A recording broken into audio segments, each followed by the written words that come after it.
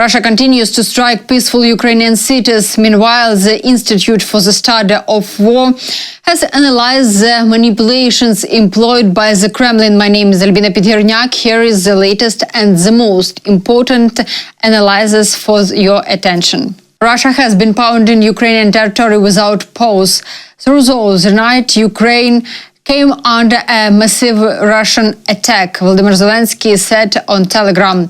The enemy launched 40 missiles, both cruise and ballistic, along with around 580 drones of various types. I thank all our warriors who defended the skies through the night and our F-16 pilots who once again demonstrated their skill today, effectively intercepting cruise missiles to protect Ukraine, Zelensky noted. The strikes targeted Dnipro and the wider region, as well as Mykolaiv, Chernihiv, Zaporizhia, and communities in the Poltava, Kiev, Odessa, Sumy, and Kharkiv regions. The enemy aimed at infrastructure, residential areas, and civilian enterprises. In Dnipro, a missile carrying cluster munitions scored a direct hit on a residential high-rise. So far, dozens of people have been reported injured, and 3 lives have tragically been lost. My deepest condolences go to their families and loved ones. Each such strike is not a military necessity, but part of Russia's deliberate strategy to terrorize civilians and destroy our infrastructure. That is why a strong international response is essential. Ukraine has proven that it can defend itself and Europe, but to ensure a reliable shield, we must act together. Strengthen air defenses, expand weapons supplies, and broaden sanctions against Russia's war machine and the sectors that finance it. Every restriction on Russia means lives saved.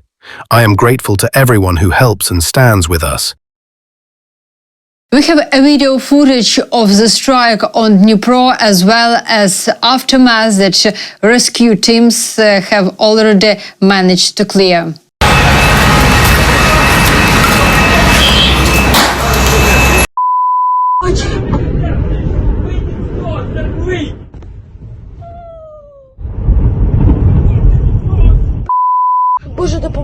Oh my goodness, God help us.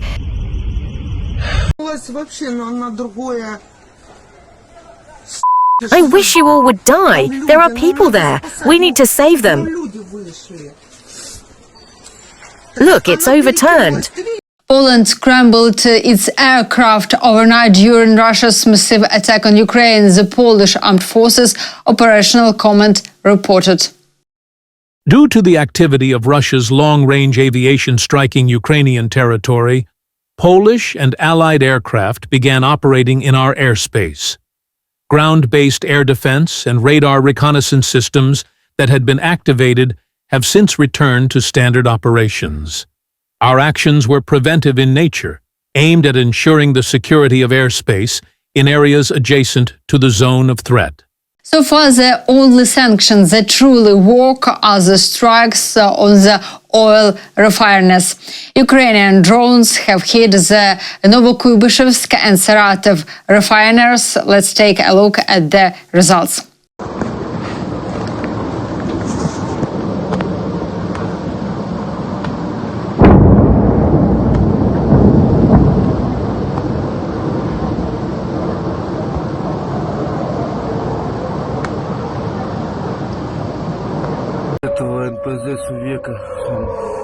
This oil refinery, they destroyed something there. Just brutal.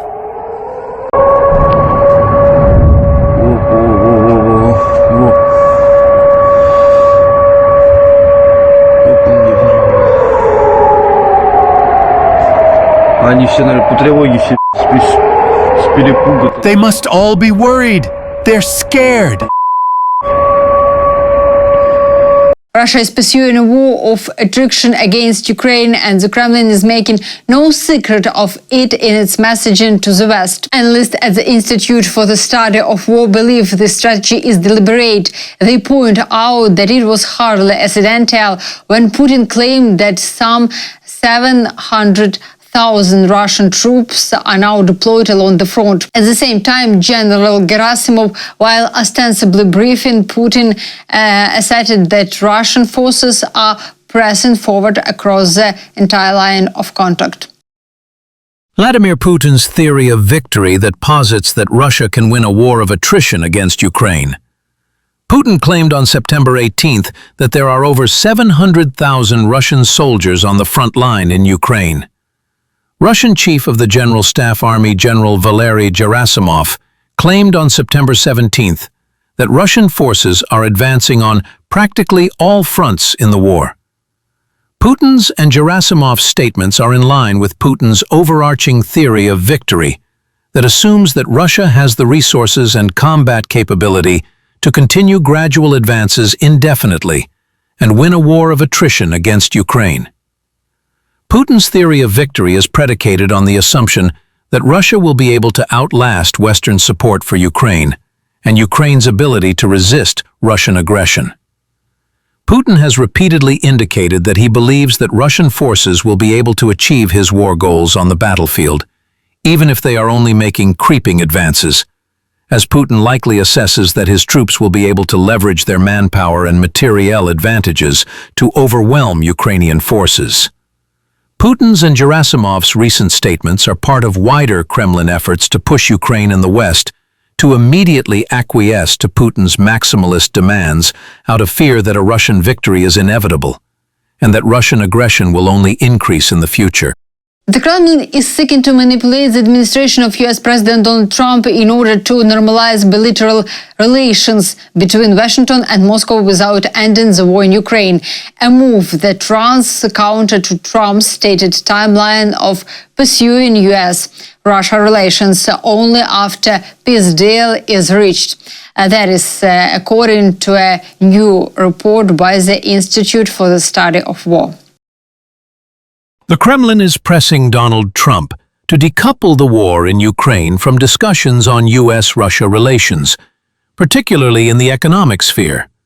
Moscow appears intent on waging the war in Ukraine, while at the same time easing pressure on its economy from existing and potential sanctions, especially those targeting energy revenues that remain a key source of war financing. Putin's focus on military spending and the expansion of Russia's defense industrial base has taken a visible toll on civilian sectors of the economy. Russia's ability to sustain its war effort depends in part on oil exports, which account for a significant share of federal revenue. Trump himself pointed to these vulnerabilities on September 18th, noting that Russia is suffering greater losses in the war than Ukraine, and predicting that Putin will be forced to exit the conflict if oil prices fall. Europe is now better prepared to take on defense responsibilities independently than in the past. European leaders increasingly see Russia as an existential threat, whereas they once relied heavily on its gas supplies. That is according to US presidential envoy General Kit Kellogg in an interview with The Telegraph. He noted that Donald Trump's relations with European leaders are significantly stronger, while stressing that Europe must be ready to support Ukraine without America in future. This unity is real. We only need to look at Sunday's conversation with European leaders after the Alaska summit, followed by their meeting in Washington on Monday. Within 24 hours, world leaders set everything else aside to gather in the Oval Office and discuss Europe's future. Remarkable. Putin miscalculated this. He had better be prepared. I don't believe America will fully withdraw its troops, but Europe must learn to stand on its own. At this point, Europe is almost self-sufficient in supporting Ukraine's military effort, thanks to a cohesion we haven't seen before. The US Senate, meanwhile, has confirmed Trump's national security advisor, Mike Waltz, as the next ambassador to the United Nations. The yeas are 47, the nays are 43. The nomination is confirmed.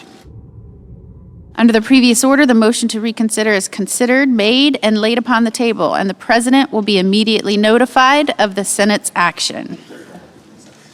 Next, I want to show you an impressive video. Ukrainian cardiologists remove a bullet from the heart of a defender of Azovstal, a bullet he carried for 3 years, even throughout his captivity.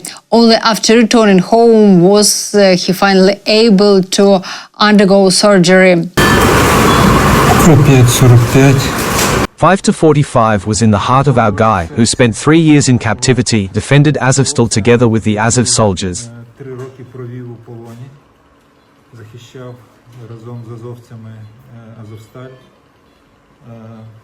The wounded man was taken prisoner during the attack on Norilka. He was held captive by the Russians for 3 years, and 2 months ago he was exchanged.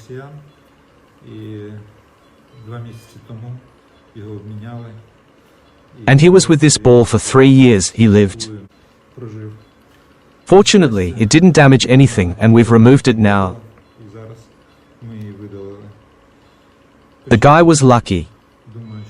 I think he will live a long and happy life. Please support Ukraine and remember that as long as this war continues, world security is at risk. Take care. I'll see you soon.